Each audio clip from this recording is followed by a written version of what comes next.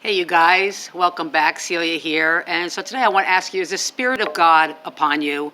You know, we're all born with the spark of God. We are born with that connection. We are here really just being an instrument for Spirit. But God cannot work through us if we're not in alignment, if we're not surrendering our lives completely and to allow it to flow through us. So today I just wanted to touch base with you guys because I'm leaving next week for Sedona. And for you guys that have been on this page for a while, you've seen that I was promoting a retreat out there, and I've done retreats in the past, and that's what my intention was when I had that intuition, that knock for me to go out to Sedona. I thought, well, I'll put it out there and create a retreat. Well, I had a couple people that were interested, but of course the finances weren't there for them, and so they backed out of it. So about a month and a half ago or so, I had a woman that I met about 10 years ago out in Florida. She was recommended to come into my group home, my shelter that I had out there for the needy and the homeless.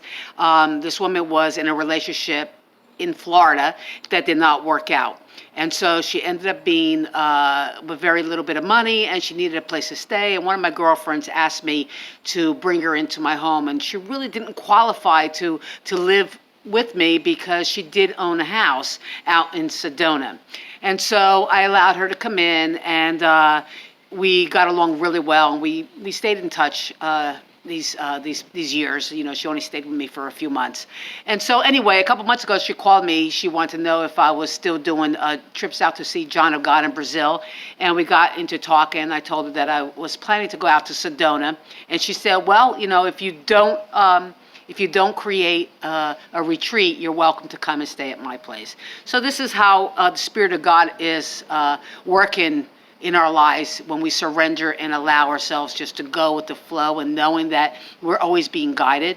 So I decided, you know, I didn't have anybody to go to Sedona, so I decided I was going to go anyway. And so I called her up and I said, yeah, I'll take up the offer and stay with you. Well, little did I know that actually they're saying that she has cancer. So Spirit is now guiding me to go and spend some time with this woman to help her do some healing work. This is why I had not created the people to go to Sedona. This is why I decided I was going to go up there anyway, is because God had other plans for me. When we truly let go, when we truly allow ourselves to be in the flow of Spirit and not our will, but God's will, which is really the same will because God is working through us and gives us the ideas.